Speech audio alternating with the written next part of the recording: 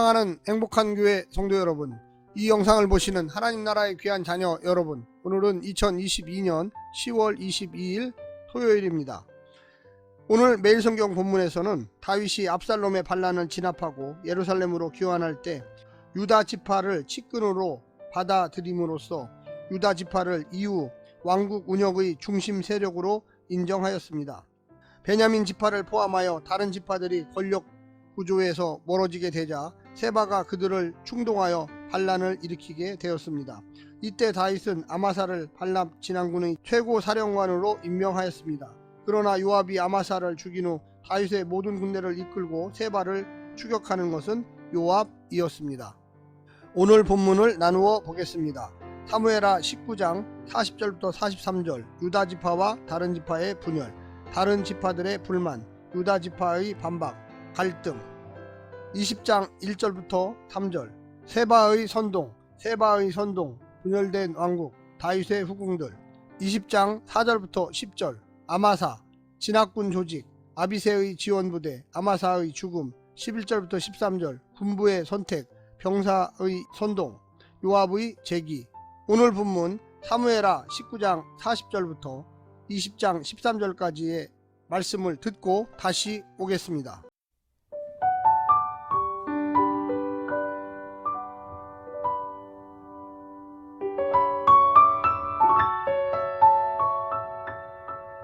왕이 길갈로 건너오고 기맘도 함께 건너오니 온 유다 백성과 이스라엘 백성의 절반이나 왕과 함께 건너니라.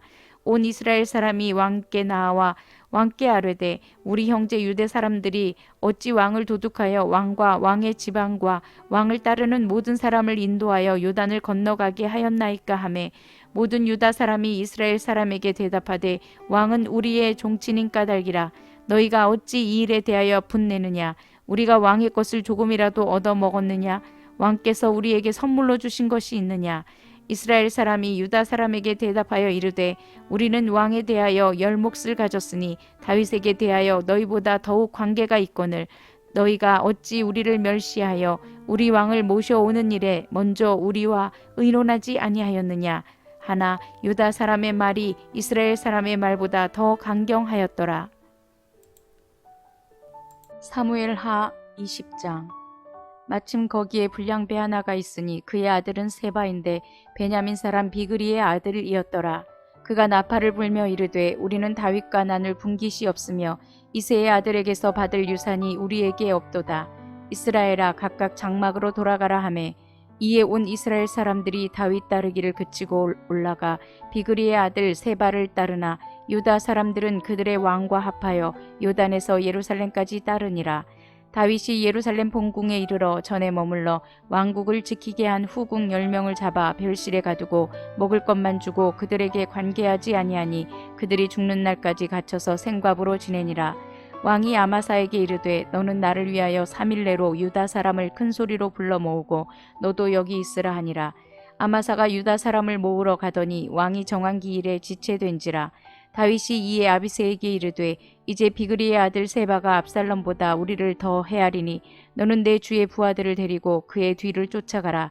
그가 견고한 성읍에 들어가 우리들을 피할까 염려하노라 하매, 요압을 따르는 자들과 그렛 사람들과 블렛 사람들과 모든 용사들이 다 아비새를 따라 비그리의 아들 세바를 뒤쫓으려고 예루살렘에서 나와 기브온 큰 바위 곁에 이르매, 아마사가 맞으러 오니 그때 요압이 군복을 입고 띠를 띠고 칼집에 꽂은 칼을 허리에 맸는데 그가 나아갈 때 칼이 빠져 떨어졌더라. 요압이 아마사에게 이르되 내 형은 평안하냐 하며 오른손으로 아마사의 수엽을 잡고 그와 입을 맞추려는 채 하매, 아마사가 요압의 손에 있는 칼은 주의하지 아니한지라. 요압이 칼로 그의 배를 찌르매 그의 창자가 땅에 쏟아지니 그를 다시 치지 아니하여도 죽으니라. 요압과 그의 동생 아비새가 비그리의 아들 세바를 뒤쫓을세, 요압의 청년 중 하나가 아마사 곁에 서서 이르되 요압을 좋아하는 자가 누구이며 요압을 따라 다윗을 위하는 자는 누구냐 하니, 아마사가 길 가운데 피 속에 놓여 있는지라. 그 청년이 모든 백성이 서 있는 것을 보고 아마사를 큰 길에서부터 밭으로 옮겼으나 거기에 이르는 자도 다 멈추어 서는 것을 보고 옷을 그 위에 덮으니라. 아마사를 큰 길에서 옮겨가매 사람들이 다 요압을 따라 비그리의 아들 세바를 뒤쫓아가니라.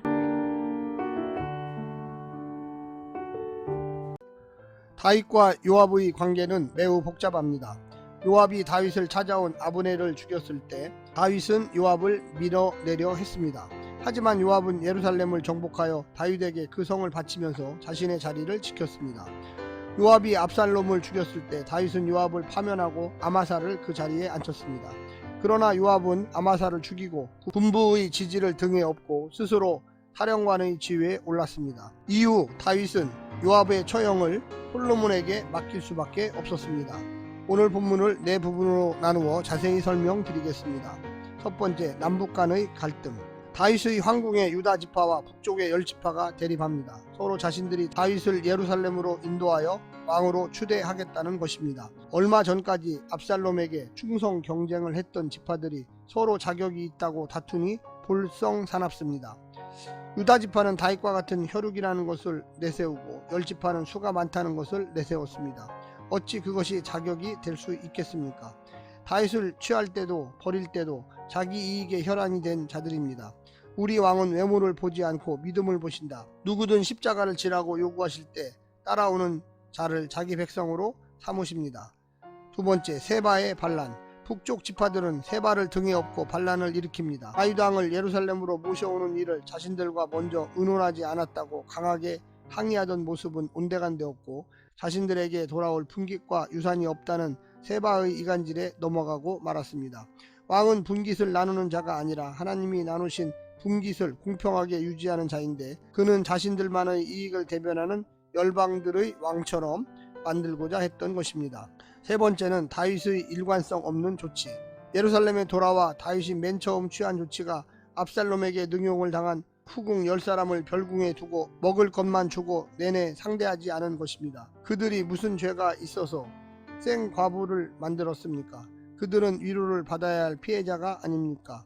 그런데 다윗을 버리고 압살롬의 편에 섰던 아마사는 요압을 견제할 목적으로 잘도 용서하고 군대 장관에 임명합니다.